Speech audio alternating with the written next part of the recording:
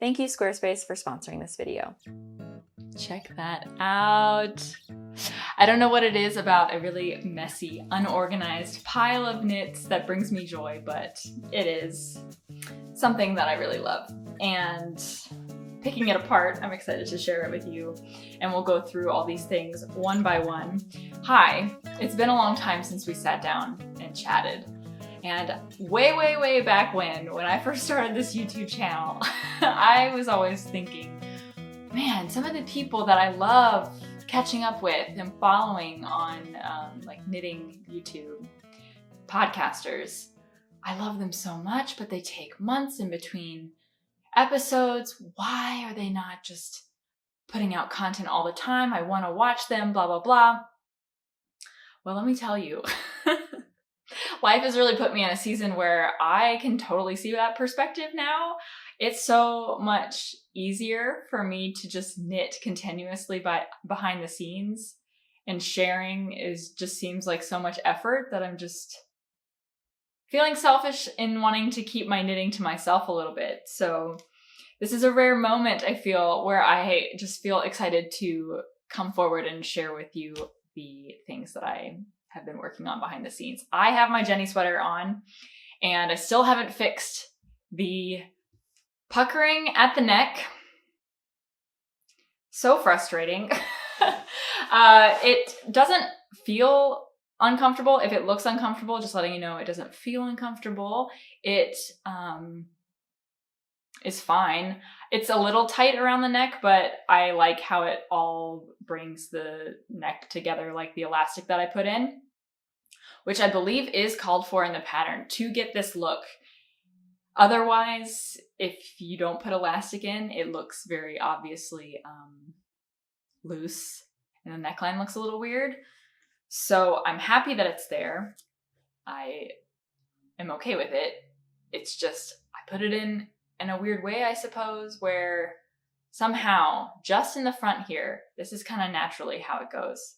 Unless I make an effort to kind of just like pull at my neck a little bit, and then it's fine. I have to adjust it every once in a while. It doesn't bother me enough to fix it, and honestly, I don't really know how I could. But I have to say, and I know I've talked about this because, you know, when you love a sweater, you're just going to talk about it. And every time I put this baby on, I just am reminded how much I love it, and that I really want to knit more sweaters like this. This is an heirloom piece for me.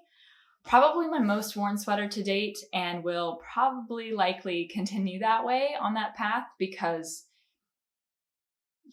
the color, the detail of it, the shape, like the silhouette, everything checks a box for me in terms of exactly what I want to wear. It helps me. I can dress this up. I can dress this down. I feel nice and casual today, just sitting at home wearing this. But if I want to go out with my husband for like a nice dinner, I could also put this on, wear some accessories and a little bit of makeup, and feel sophisticated. I love a sweater that can pull that much weight. That's like a dream for me.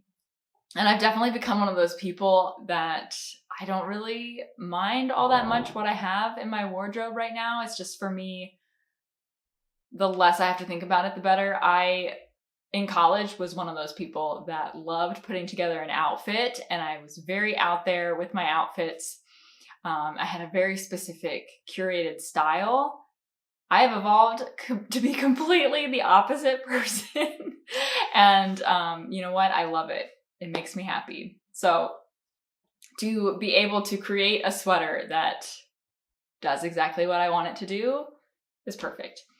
So anyway, I need more Jenny sweater equivalents in my life. And I was thinking about it because we'll get into some things that I'm working on now. What that next sweater pattern for me would be.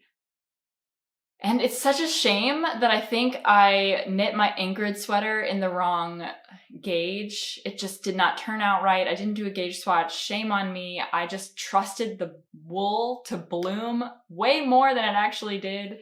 And thus the sweater never really fit for me. It's the yellow one. that I've made. You know what the Ingrid sweater is, I am certain. The one that I made, which you might not have seen if you don't pay very close attention to what I'm working on, don't blame you. It's like this yellow sweater, well, a yellow version of the sweater that I was really excited about. Loved working it up. It was so beautiful. It was one of the whips that I've gotten like the most compliments on. So strange. Like working on that sweater, so many people would approach me and tell me that they thought it was really beautiful and they wanted to know what I was doing, which never happens. People are just more closed off in my area, I feel. Less likely to approach in that way. So it was noted. I took note. And so I had really high hopes for that sweater, and I'm sad that it didn't pan out. But then I made this one, so it's all good. That's a little segue. So let's catch up on the things that I have been working on since we last talked. So I was telling you guys a little bit about a vacation that I was going to do. I just wanted to follow up on that. That was a great vacation. Hold on, I didn't actually bring the sock. I did end up working on a sock on my vacation. Only one though, typically. And this is what it looks like. It's a beautiful little sock. I love the little gold halo that it has, which is the mohair paired with this Zauber ball that I had left over from another pair of socks that I knit up. So this is the yarn combination, you can see. And you know what? I've made an exact pair of socks like this. So this is the DRK Everyday Sock, knit one size down, one needle size up, with a pairing of fingering and mohair together, held together. It's my little hack, let's say, to work with a bigger needle size and have like a really soft, cozy sock. It's not quite the Bear Paw sock, which is her DK weight version of the pattern, and it's not as tightly knit as a fingering weight sock. So I love this. I've made this recipe many times, and a particular pair that is exactly the same Zauber ball, just with a different mohair, I wear all the time. They lean more pink on the halo, but I don't know why I was thinking that the mohair was going to do more heavy lifting than it actually did. And so to my surprise, but I don't know why I was so surprised, this looks almost identical to the socks that I have already knit with the Zauber ball. And I don't know why I was really thinking anything else was going to happen. I don't know why I thought like, oh yeah, this is going to be a completely different sock. So now I'm just worried that I'm going to get them confused and I'm going to have mismatch. Like I'm never going to be able to pair the socks properly. And I don't even think that the length of the leg is the same. So that's going to be problematic if I pull them on and then I can't find matching pairs. Anyway, I've only knit one of these socks. So we'll see if I get down to actually working on the second pair anytime soon, so this might not be a problem I need to worry about at the moment, but just wanted to follow up with you and let you know that for a week, I was actually able to knit a sock. Not a pair like, I might have hoped and dreamed, but one sock, I think, for a mom of two on a quote-unquote vacation, which we all agree was not actually a vacation, it was more of a trip. I think that's pretty good. If you've been with me for a while, you know that I'm a huge fan of Squarespace and what they have to offer. When I built my website a few years ago, I chose Squarespace because it was simple and they offered a wide range of beautiful templates to get started. On top of that, their SEO tools and selling options make it easy to launch your business, promote your brand, and reach your goals. My favorite part about them is that you don't need a background in website design to create something beautiful. Squarespace asks you all the right questions up front to pair you with the best templates and the tools that fit your needs. And after that, it's only a few clicks to make it your own. You can check it out for yourself by clicking the link in the description, and when you're ready to launch, you can use my link to get 10% off your first purchase of a website or domain. So thank you again, Squarespace, for sponsoring this video. I can highly, highly recommend if you want a really cozy sock for winter, do try this little recipe that I've come up with for myself. And if you want a really fun sock, go for a zebra ball. Those are awesome. Really fun to work with. You just can stash brush with all of the mohair that's in your stash. I would highly recommend it.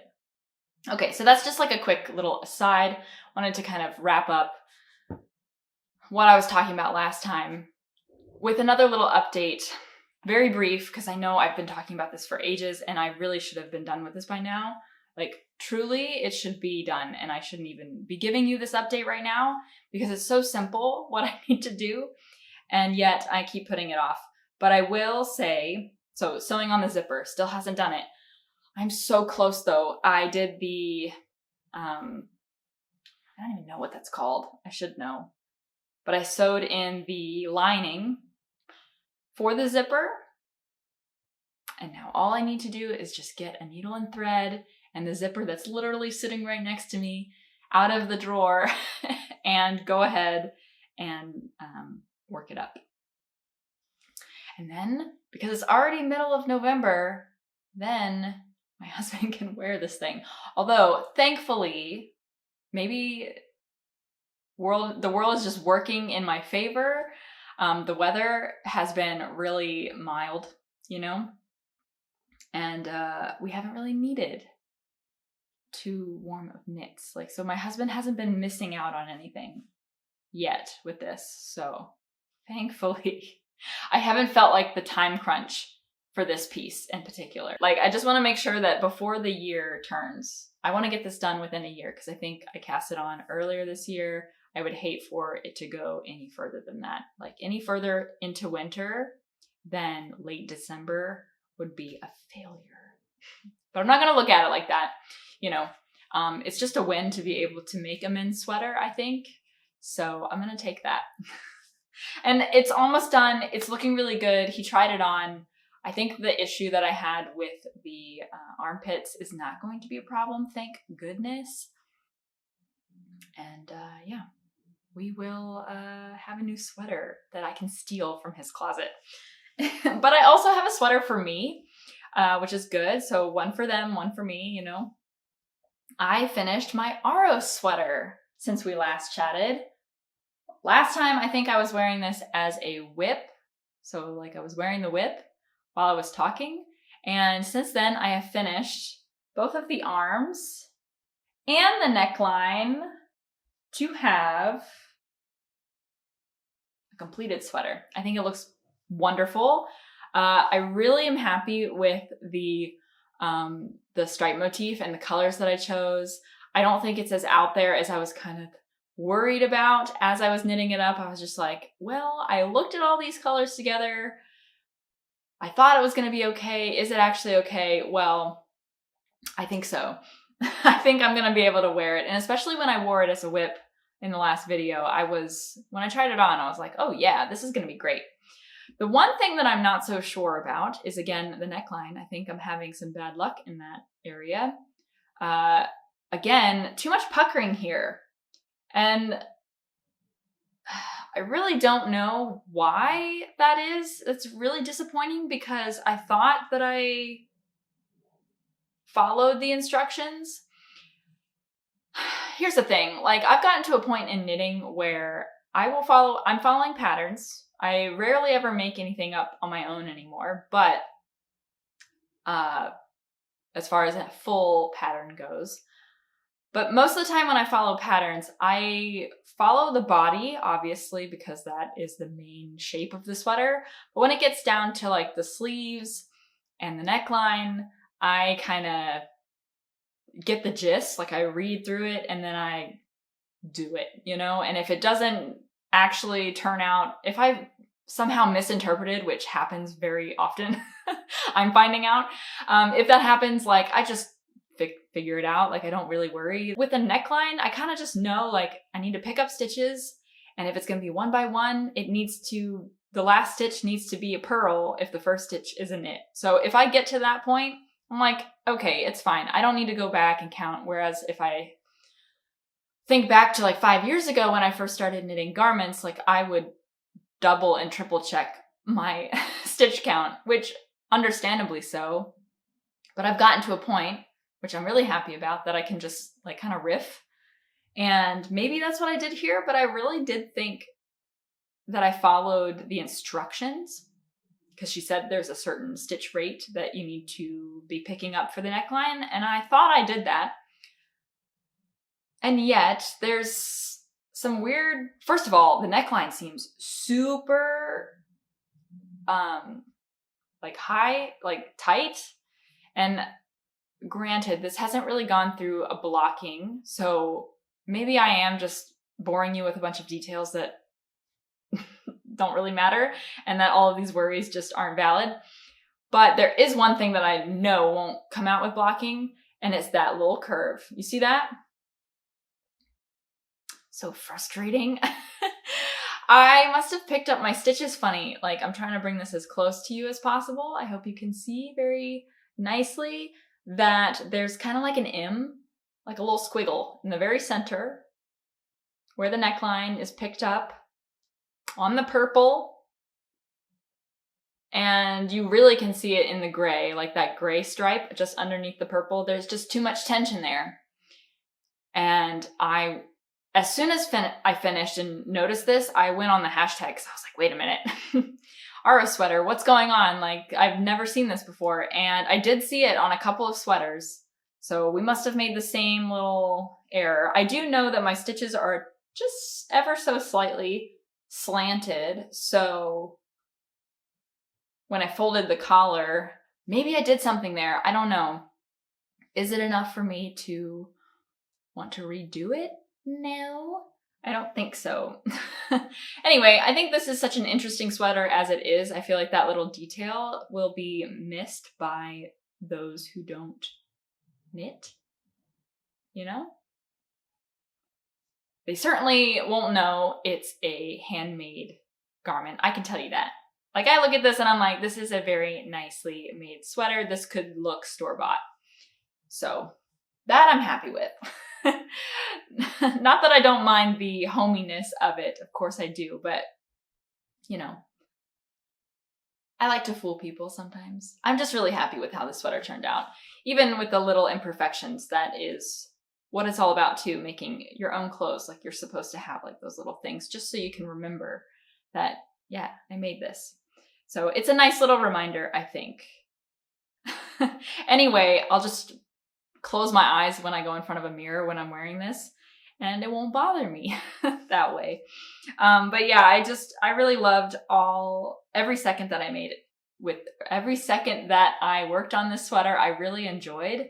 I thought it's always a lot of fun making stripes, knitting stripes, and this was no exception. I could definitely see myself knitting another Aros sweater, but I love the way it looks so far on like the sample on other people. When I see it, I'm like, that's a nice fitting sweater.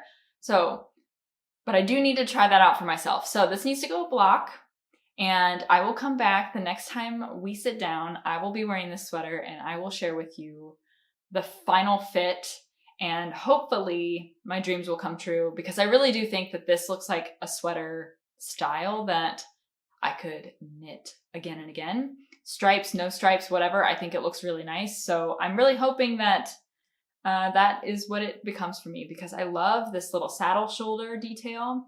I think it fits really nicely on the shoulder.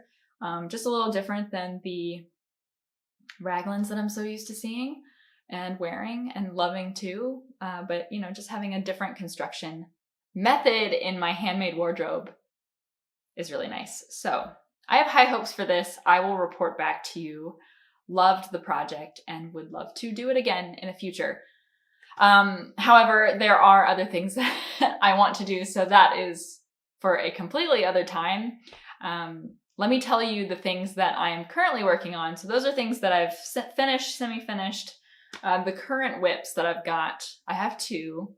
One is a very timely one that I need to get done, and one is just an expression, a creative expression. And which one do I want to talk about first? Let me quickly tell you guys about what I've been really excited about up until I realized that, oh my gosh, Christmas is literally around the corner. I need to get my act together. So this was just a fever dream of a knit project. I don't know what came over me. I just randomly decided I want to knit the Zero Limit Sweater by Larka Bagger. It's something that I've had saved on my Instagram for a really long time, and on Pinterest, I think, just examples, samples, and things that have inspired me. And it's just one of those sweaters that I've always wanted to do, a big scrappy sweater like that. And just never, I've made attempts, but then the project never took hold of me and my attention in the way that I had hoped it would until now. But the thing was that the Zero Limit Sweater, unfortunately, you can't get the individual pattern. You have to buy her entire knitting book. And I'm not saying that that's not worth it. I think that if you really enjoy her style and the type of knitting that she does, I think the book looks awesome. But for me, I just never considered that I would actually knit more than just the one sweater. I might be wrong, and I might be buying this pattern book soon. But anyway, I ultimately decided I want to cast on immediately, and I don't want to wait for the book, and I don't want to, at this time, I don't want the entire knitting book that she has. That includes the Zero Limit Sweater. So it's like a raglan sweater with a really big turtleneck, and it's just really scrappy, using a lot of fun colors, things from your stash. I love that. So then I remembered her Alone Together sweater, which was a free pattern that she released during COVID in 2020. And I didn't know about it at the time. I know she released it via her Instagram stories. Anyway, I found it on Ravelry. I found the reference to the pattern, and it said that it was free on her Instagram. Went over to her Instagram and noticed that recently she did a overhaul of her Instagram. I don't know when she took it off, because the last time I had thought about doing this sweater, it was still there. So in the last year or so, I think she changed her Instagram stories to remove the Alone Together sweater, which was a real bummer. And I was just like, oh man, I could probably figure this out on my own, but I just want someone to tell me what are the stitch counts. So anyway, I went on Pinterest and did a little sleuthing, and eventually found someone who had translated the pattern. Thank you. Thank goodness. Like, I was so happy. So I found it. I will link that here and let you take a look at it too, in case you're interested. And so I was following that and just started going. I had a lot of blue. I had a lot of white, like random skeins of white yarn, blue mohair. So I just decided to get to work. And this is what I managed. It's beautiful. I'm obsessed with it. I really love it so much. This is the back panel. So the free pattern of the Alone Together sweater is knit paneled. So I'm doing a little bit of my own thing by picking up stitches here. I just needed the stitch count for the back and kind of an idea of what she did, and then I'm good to go. So now I'm just riffing on my own and going crazy, and I just love this. It just reminds me, well, I don't even know what it reminds me of, but it just, like a blue lake, really calming and happy. And I just really love how the back turned out. So my plan, I hope that is how I've calculated everything. I hope that in the end, this is going to be it's going to be different because it's going to be drop shoulder instead of raglan, but it's going to be that really big turtleneck sweater, slouchy sweater that I can just envelop myself in. One thing that I really love about this particular Scrappy project is that I stuck with the two main colors of blue and white, and then I'm just adding in a couple of pops of color here and there, just at random. I'm trying really hard not to be calculated about it and not have like a theme, or like a pattern. And I think I'm doing okay. I think one thing about that pattern book that might be the missing piece that I have here is that it kind of describes how exactly to prepare all of your scraps for a project like this. So I think that you can definitely see that there's stripes happening here, which I really love. But one thing that I really admire about Larka Bagger sweaters, the Scrappy ones, are that it looks so seamless. It just looks like it was spun that way, all of the scraps together. And there's no big pooling, at least in my memory. When I'm thinking about the blue sweater that inspired this, mine looks very different because you can tell where I've decided, like, okay, I'm gonna switch yarns here. And I know that she has some sort of technique to prepare your yarn, all your scraps together. Like, you have to actually sit there, and it's like a whole event, I think. If I'm remembering right, like that it's a whole thing that you have to make balls of yarn with all of your scraps, which I think is worth it if you like that look. I really love that look. And I think I would really love to spend that extra time to do that so that I could achieve that look. But for the quick gratification of me wanting to just have like a scrappy sweater that looked very similar to the one that I'm gonna put here, this is good enough, you know? I think it's good. And I am doing something different from the pattern as well, because I think the Alone Together sweater, you knit all the panels, seam it all up, and then you get started on the ribbing. But what I want is a split hem, and I want it to be quite long. So I actually might have to redo the ribbing here to make the sweater as long as I want it. I'm just gonna get started, or I'm gonna finish up the front and gauge it from there. To make sure. I think after blocking this will stretch quite a bit, but I made a very dramatic rib bottom, and I plan to have, like I said, a split hem down here. So yeah, again, I'm just looking for something that's really slouchy and big. I want this to kind of be like its own outerwear a little bit. This is knit on 8mm needles, so that's a pretty chunky needle, something that I haven't worked on in a really long time. And when I first got started, it was just flying, but this has taken a backseat to my current work in progress, which honestly, I just started last night. So I'm excited to share it with you because I'm really excited for the finished object. I'm nervous about how it will come to fruition. Like, will I be able to finish it in time for Christmas? I do not know. Here is the whip. Charted work is it's just another level for moms with kids. You know what I mean? This is not something that I can work on very, I'm going to see that I'm not going to be able to work on this very often, but I think for one night, that's pretty good. But what I was talking about in the beginning of this little chat is that I am so eager to have another piece that hits just like the Jenny sweater. I don't know. There's just something about this sweater that just, is so awesome to me, even with its imperfection. And I think the Dagmar sweater is going to be it for me. I actually started this pattern for myself earlier this year. I started the Dagmar jacket as soon as it came out. And I ordered yarn for it, and I got started on it. And then as I was working on the back yoke, I was just like, you know what?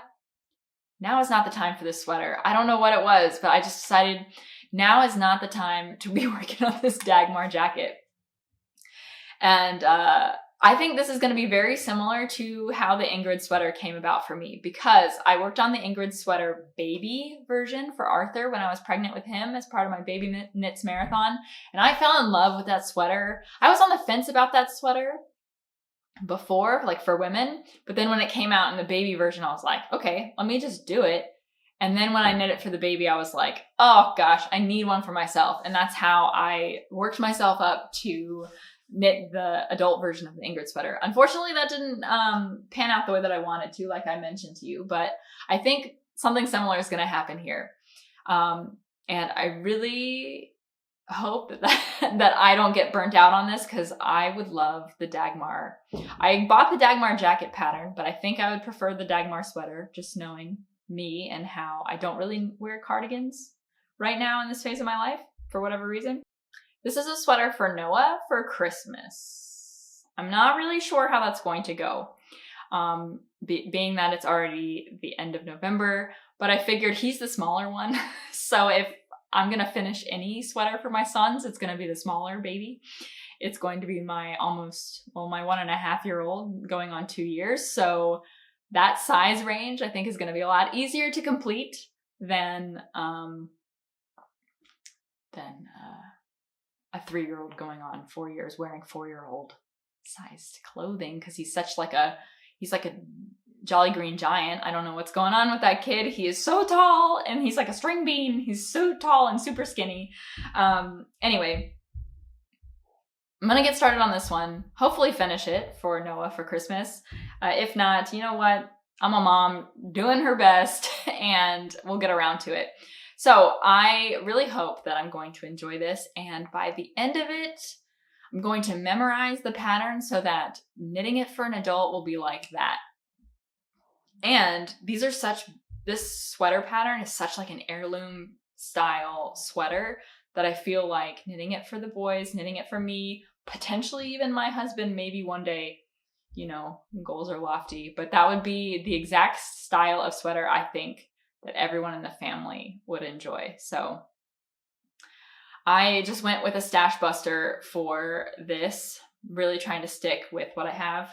Like I said, I have a lot of white left over, like just random white yarn for whatever reason. And so I'm knitting 2 strands held together to meet gauge. I think I'm meeting gauge, didn't do a swatch. I don't know. We're just vibes, So this is actually La Bien-Aimée, the petite lamb's wool.